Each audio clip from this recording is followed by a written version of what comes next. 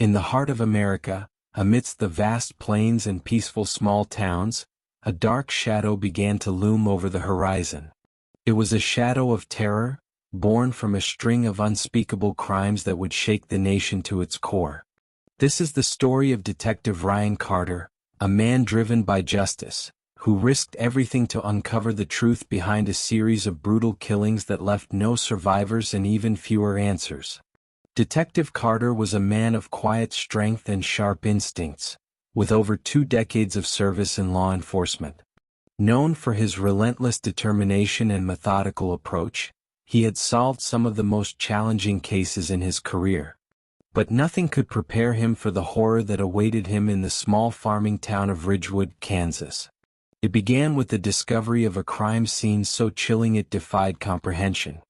An entire family, murdered in their own home, their belongings untouched, their lives stolen in a night of unimaginable violence.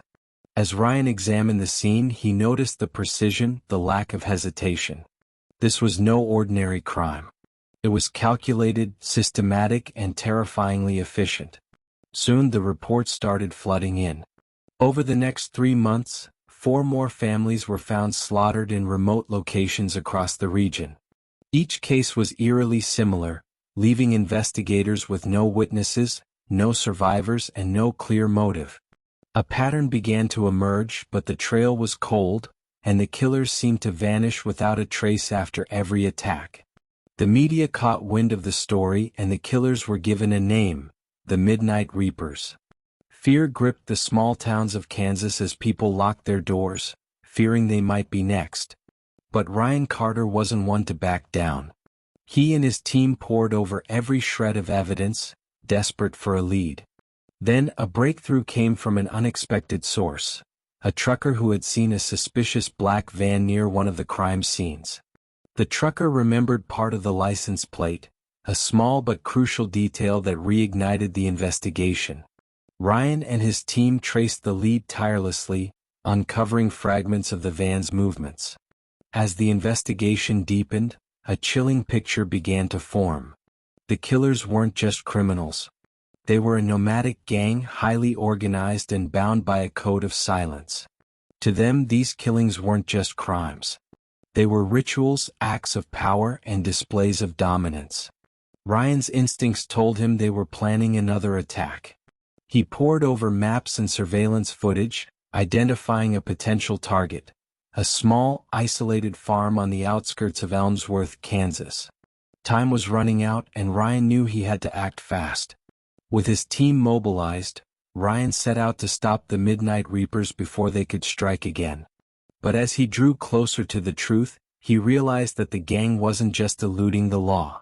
They were taunting it, leaving behind faint clues as a twisted game. The stakes were higher than ever, and Ryan Carter was determined to bring the Midnight Reapers to justice, no matter the cost. What he didn't know was that the cost would be far greater than he ever imagined. The night was eerily silent when Detective Ryan Carter and his team arrived in Elmsworth. The farm they had identified as the potential target was a picture of isolation. Rolling fields stretched out in every direction, broken only by a single dirt road leading to the farmhouse. The air was thick with tension as they set up a perimeter. Every shadow seemed alive, every sound a possible threat. Ryan stood at the edge of the property, his eyes scanning the horizon. He knew the Midnight Reapers were out there, watching, waiting. These killers thrived on fear, and Ryan wasn't about to let them strike again. He briefed his team, emphasizing caution and precision. They couldn't afford mistakes, not tonight. Hours passed and the night deepened. The farmhouse remained quiet, its occupants oblivious to the danger looming around them. Ryan felt the weight of responsibility pressing down on him. He wasn't just trying to stop a crime, he was trying to save lives. And in the stillness of the night, he knew the moment of truth was drawing closer. Then it happened. The faint rumble of an engine reached Ryan's ears. He signaled to his team and they crouched low, their eyes fixed on the approaching headlights. A black van appeared, its silhouette unmistakable against the moonlit landscape. Ryan's heart raced as he recognized it from the trucker's description. This was it. The Midnight Reapers had arrived. The van stopped just short of the farmhouse and its doors opened. 4 figures emerged, clad in dark clothing and moving with practiced efficiency. They carried weapons, crowbars, machetes and firearms, tools of their grim trade. Ryan's team waited for his signal, their adrenaline surging as they prepared to confront the killers. But Ryan hesitated. Something didn't feel right. The killers were moving too confidently, as if they knew what to expect. His gut told him there was more to this operation than met the eye. He scanned the area again, searching for anything out of place. And then he saw it, a second van parked just out of sight behind a cluster of trees. Ryan's pulse quickened. The Midnight Reapers weren't just targeting the farmhouse. They were setting a trap. The second van was their escape route, and Ryan realized they had likely stationed lookouts nearby. The killers were prepared for a fight, and they weren't planning to leave any witnesses, not even the cops. With no time to waste, Ryan adjusted his strategy. He split his team into 2 groups, sending one to intercept the second van while the other prepared to engage the killers at the farmhouse. Ryan took the lead, his years of experience guiding his every move. As his team approached the farmhouse, the killers began their assault. They moved with terrifying precision, breaking down the door and storming inside. Ryan and his team closed in, their flashlights cutting through the darkness. The killers turned, their eyes narrowing as they realized they were no longer alone. "Police, drop your weapons," Ryan shouted, his voice steady despite the chaos. For a moment, the killers hesitated. Then, as if on cue, they opened fire. The night erupted in gunfire, the once quiet farm now a battleground. Ryan's team returned fire, their training and discipline keeping them focused. The killers fought back fiercely, their desperation evident in every move. Amid the chaos, Ryan spotted the leader of the gang, a tall, imposing figure with a scar running down his face. The man locked eyes with Ryan, a cruel smile playing on his lips. He raised his weapon, but Ryan was faster. A single shot rang out, and the leader fell, clutching his shoulder as he hit the ground. The remaining killers, seeing their leader incapacitated, began to falter. Ryan's team pressed their advantage, quickly subduing the attackers. Within minutes, the farmhouse was secure, and the Midnight Reapers were in custody. But the victory was bittersweet. The farmhouse was a bloodbath, its occupants brutally murdered before the police could intervene. Ryan felt a pang of guilt as he surveyed the scene. He had stopped the killers, but not before they claimed more lives. As the sun rose over Elmsworth, Ryan stood in the aftermath of the battle. The captured killers refused to speak, their silence a chilling reminder of the code they followed. But Ryan wasn't about to give up. He knew this was just the beginning. The Midnight Reapers were part of something much larger, a network of criminals operating across state lines, leaving devastation in their wake. Ryan's mission wasn't over. He had to uncover the truth, dismantle the network, and bring justice to the families torn apart by these monsters. And so, with renewed determination, Ryan prepared for the next phase of the investigation. He didn't know where the path would lead, but he knew one thing for certain. He wouldn't stop until every last member of the Midnight Reapers was brought to justice. The capture of the killers at the farmhouse was a hard-fought victory, but Ryan knew it was just a piece of the puzzle. As he stared at the battered Midnight Reapers, handcuffed and silent, his instincts told him the real fight was just beginning. These weren't ordinary criminals, they were part of a meticulously organized operation. And somewhere, someone was pulling the strings. Back at the precinct, the interrogation room buzzed with tension. The leader of the gang, identified as Victor Kane, sat across from Ryan. His scarred face was a mask of defiance, his eyes cold and unyielding. Despite his injuries, Victor exuded a chilling calm, as if he knew something Ryan didn't. "Victor Kane," Ryan began, his voice measured but firm. "Leader of the Midnight Reapers, linked to over 20 violent home invasions across the Midwest. You're looking at life without parole, Or worse. Start talking and maybe we can work something out. Victor's lips curled into a faint smirk. You think this is over, detective? You don't know what you've stepped into? Ryan leaned in, his gaze unwavering. Enlighten me. Victor remained silent, his smirk fading into a steely glare. Ryan had faced men like him before, calculating, unrepentant, and dangerous. He knew breaking Victor would take more than threats. But time wasn't on his side. Outside the room, Ryan's partner, Detective Lisa Hart, was poring over the evidence. Lisa was a sharp, relentless investigator, and her knack for connecting dots had saved countless cases. She approached Ryan with a file in hand, her expression grim. We've got a lead, Lisa said, handing him the file. The van we intercepted was registered under a fake name, but the GPS was active. It logged several stops across state lines, including an abandoned warehouse in Ohio. It could be their base of operations? Ryan nodded, his mind racing. What else do we know about the warehouse? Not much, Lisa admitted. It's been off the grid for years. No utilities, no records of recent activity. But if the Reapers were using it, there's bound to be evidence. Ryan turned back to Victor, his resolve strengthening. You've got one chance to cooperate, he said, his tone sharp. Tell me about the warehouse. Victor's silence was deafening, but Ryan caught a flicker of recognition in his eyes at the mention of the location. It was all he needed. The team mobilized quickly, heading for Ohio with a renewed sense of urgency. The drive was long, the tension palpable.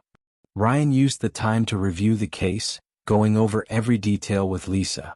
They both knew the warehouse could be a goldmine of information, or a deadly trap. As they approached the location, the landscape grew desolate. The warehouse loomed in the distance, a decaying structure surrounded by overgrown weeds and rusted fencing. It was the perfect hideout for a group like the Midnight Reapers. Ryan and his team moved cautiously, their weapons drawn. The air was thick with anticipation as they breached the warehouse doors, their flashlights cutting through the darkness. The interior was a maze of abandoned equipment and crates, the silence oppressive. Then they found it, a hidden room concealed behind a false wall. Inside, the air turned frigid as they took in the scene. Maps, photographs, and detailed plans covered the walls. Weapons and stolen goods were piled in corners, evidence of the Reapers' extensive operations. But the most chilling discovery was a list of names and addresses. Ryan felt a cold knot form in his stomach as he recognized some of the names. Families who had already been targeted and others who were next in line. Lisa, Ryan called, his voice tight. Get this back to HQ. We've got to warn these people. Lisa nodded, already snapping photos and collecting evidence. But Ryan's focus was drawn to a map pinned to the center of the wall. It marked several locations, each one connected by a web of lines. At the center was a name, Black Hollow. What's Black Hollow? Lisa asked, joining him. I don't know, Ryan admitted. But it's important. Victor mentioned we didn't know what we were stepping into. Maybe this is what he meant. The team returned to the precinct, their findings sending shockwaves through the department. The list of targets was handed over to local authorities, who worked tirelessly to provide protection and reassurance. Meanwhile, Ryan delved deeper into the mystery of Black Hollow. A search of public records yielded little information. Black Hollow was a remote area in West Virginia, known for its treacherous terrain and history of illegal activity. It was a place where people disappeared, where law and order had no reach. Ryan knew they had to act fast. The Midnight Reapers were ruthless, and if Black Hollow was their stronghold, they wouldn't hesitate to eliminate anyone who got too close. As the team prepared for their next move, Ryan couldn't shake the feeling that they were walking into the lion's den. But he also knew there was no turning back. The Midnight Reapers had to be stopped, and Black Hollow was the key. Victor Kane watched from his cell as Ryan and Lisa left the precinct. A faint smile played on his lips. He knew where they were headed, and he knew they wouldn't come back unscathed.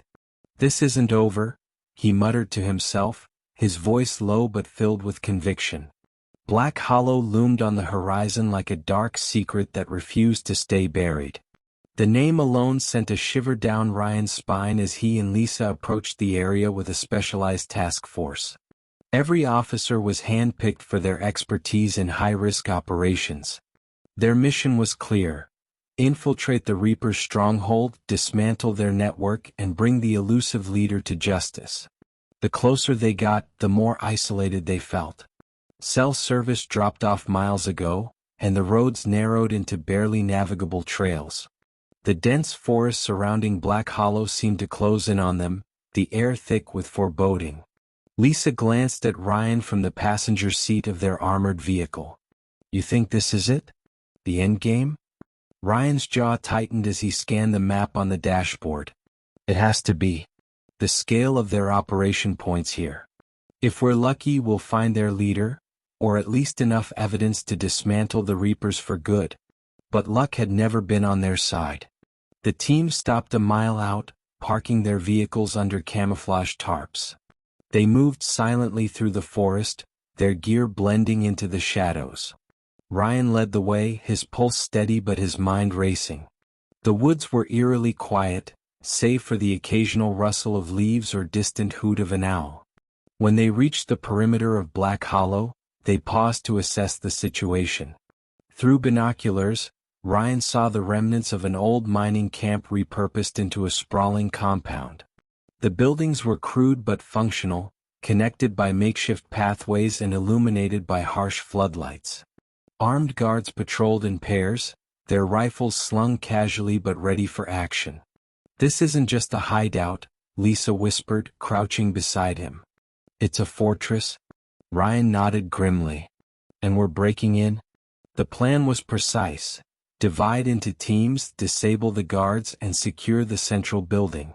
Ryan and Lisa would lead the assault on what appeared to be the command center, while the others secured the perimeter and cut off any escape routes. As they moved in, the first guard went down silently, a dart from Lisa's tranquilizer gun dropping him like a stone. The team advanced methodically, their training evident in every step. The breach happened swiftly but not without chaos. An alarm blared, shattering the stillness as guards scrambled to respond. Ryan's team pushed forward, their movements sharp and coordinated. Gunfire erupted, flashes of light illuminating the night in bursts as the Reapers fought back with ferocity. Ryan kicked down the door of the central building, his weapon raised. Inside, the scene was a chaotic mix of fleeing gang members and hastily abandoned documents. He moved with purpose, clearing the room as Lisa covered his six. They reached a reinforced door at the back of the building, its steel surface marked with scratches and dents. Ryan placed a breaching charge and stepped back, shielding Lisa as the explosion tore it open. What they found inside froze them both. The room was a nerve center filled with high-tech equipment that seemed out of place in the crude surroundings. Monitors displayed live feeds of locations across the country: banks, warehouses, and private homes. It was a surveillance hub, and the Reapers had been watching their targets with chilling precision. But the real shock was the man sitting calmly in a chair at the center of the room. He was older than Ryan expected, his face lined with age and experience. His suit was immaculate, a stark contrast to the chaos outside. He looked more like a corporate executive than the mastermind of a criminal empire. "Detective Carter," the man said, his voice smooth and unbothered. "I've been expecting you." Ryan leveled his gun at the man. "Hands where I can see them. Now." The man raised his hands slowly, his expression unreadable. "You've come a long way to find me. I hope it was worth it." "Who are you?" Ryan demanded. "The real leader of the Midnight Reapers?" The man chuckled, a low, unsettling sound. "Leader? No. I'm simply an architect. A strategist. The real leaders are out there, detective, running operations far beyond your jurisdiction. Arresting me won't stop them." Lisa stepped forward, her gun trained on him. "Then tell us where to find them." The man's smile faded, replaced by a cold, calculating gaze. "Why would I do that? You've already lost. You just don't know it yet." Outside, the battle raged on. The task force had managed to subdue most of the guards, but reinforcements were arriving. Vehicles roared up the dirt paths, headlights cutting through the darkness as more armed men joined the fight. Ryan's earpiece crackled to life. "We're getting overrun," one of the officers shouted. "We need backup." Ryan cursed under his breath. They had underestimated the Reaper's resources. He turned to Lisa. "Get this guy out of here. Take him back to base. I'll handle things here." Lisa hesitated, her eyes searching his. "Ryan, you can't." "Go," he barked, his voice leaving no room for argument. Lisa grabbed the man and hauled him to his feet, leading him out as Ryan prepared to hold the line. What followed was a desperate, brutal fight. Ryan and the remaining officers held their ground against wave after wave of attackers, their ammunition dwindling with every passing minute. The forest echoed with gunfire and shouted commands, the air thick with smoke and adrenaline. Ryan fought like a man possessed, his determination unshaken even as the odds stacked against him. He thought of the families on the Reaper's list, the lives that depended on his success. He couldn't afford to fail. Finally, just as hope began to waver, reinforcements arrived. Helicopters roared overhead, their spotlights slicing through the darkness as tactical teams rappelled down. The tide turned swiftly, the Reapers scattering like shadows in the face of overwhelming force. By dawn it was over. The compound was secured, the surviving gang members taken into custody. Ryan stood amidst the wreckage, his body aching but his spirit unbroken. Lisa approached, her face a mixture of relief and exhaustion. "We did it," she said softly. Ryan nodded, his gaze distant. "For now. But this isn't the end. Not as long as the Reapers have people out there."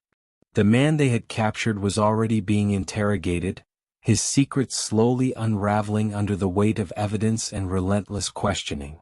Ryan knew it would take time, but they had struck a decisive blow against the Midnight Reapers. As he looked out over the smoldering remains of Black Hollow, Ryan felt a glimmer of hope. The fight wasn't over, but for the first time in months they had the upper hand. And he would keep fighting no matter the cost.